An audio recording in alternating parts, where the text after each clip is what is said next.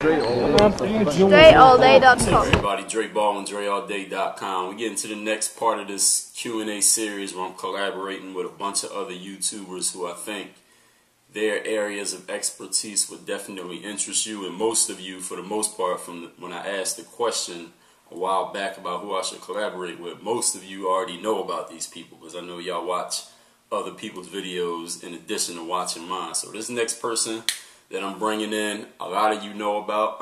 Look at his channel, looking at his subscriber numbers and his view numbers. Probably more people know about him than even know about me. This guy's named Nightwing2303. One of the best guard shoes ever created. So Nightwing, I came to find out, he plays basketball a little bit himself, and he is an expert on sneaker reviews. He's like one of the godfathers of sneaker reviews out here on YouTube. I checked out a couple reviews of his on shoes that I own just to see what he said about them, and I was looking at his review on the 2012 Hyperdunk Plus, the Nike Plus Hyperdunk, and it's so detailed. Like, he went over every centimeter of the shoe covered and explained what he likes about it, what he doesn't like about it, what it is, how it might affect you, what he thinks about it, how it's different from a previous shoe, etc., etc. He goes into so much detail, it's incredible. So I understand that just from watching that, not even knowing anything about him, I know that Nightwing2303 respects his craft and he knows what he's talking about when he gets into talking about a pair of shoes. So we're going to get right into these questions right now without further ado, because you already know me. We want to hear from Nightwing. Let's do it. The other guys. Now, starting off with the traction, as usual, we have two different types of tractions. We have partial storytelling and then predominantly herringbone. So herringbone is in all of the sections where your foot really strikes the floor, especially as a guard. All of this inner area on the medial side, this is like where you're pushing off. All right, first of all, Nightwing, tell us who you are. Tell us who you are, where you're from, what you do, where you are right now, and why you do what you do on YouTube, how you got started. My name is Chris. I'm from California, the Bay Area. I also go by Nightwing2303, and I'm the owner and founder of kicksoncourt.com. Basically, you can go there for all your performance needs, whether it be news on upcoming releases, performance reviews, product reviews, etc.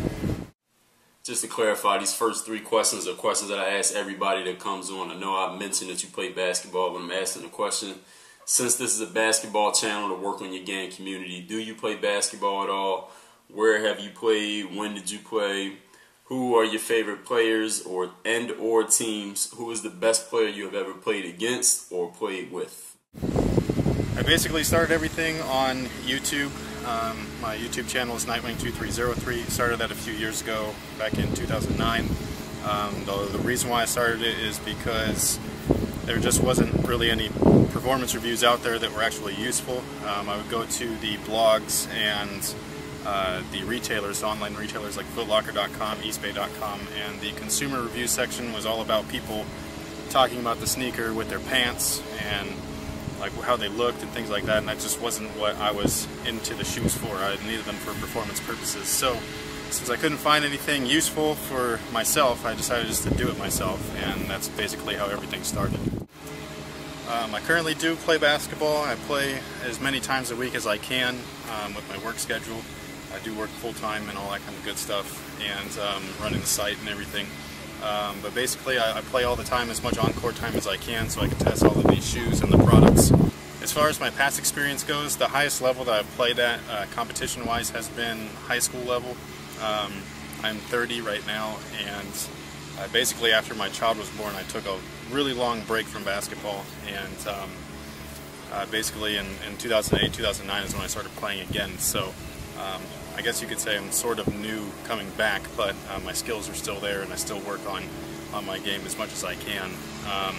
My current kind of like most difficult competition that I've played against has been recently, basically because I am 30. When I do play against some of these younger guys, the high school athletes and the lower kind of level college athletes, their bodies are just a ton more athletic than mine, and so, you know, my age kind of gets me there with my body, but at the same time my mind is a little bit more in tune than theirs. I know the game a lot more and a lot better than they do, so I can outsmart them even though my body can't do some of the things that I used to be able to do.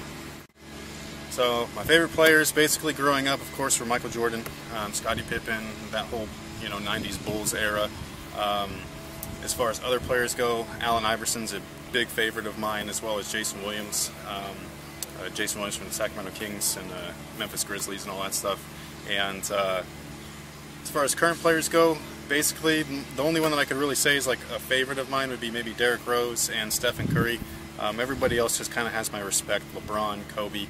I respect those players and what they can do on the floor. I just wouldn't say that they're a personal favorite. If applicable, what is your favorite Dre Baldwin video or favorite Dre Baldwin move off of YouTube? So I don't really have a favorite video or move, but one of my favorite videos that you've recently posted has been actually the Sham God tutorial. I've wanted to know how to do that for a long time. Every time I do see it, it's not like the best kind of presentation.